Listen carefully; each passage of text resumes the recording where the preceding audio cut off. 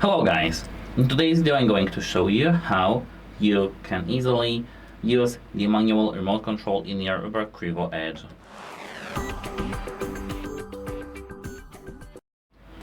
To do so, at first you need to tap here this gear icon in your device. Now you need to scroll down till you see this remote control.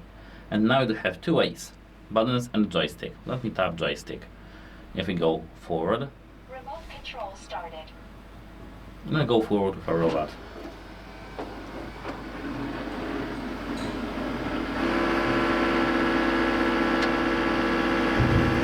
Now if we tap duck, Turning to dock. it will just come back to duck.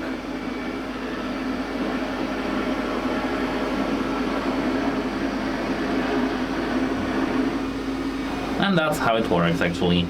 We do have buttons, left and right, and joystick. Goodbye!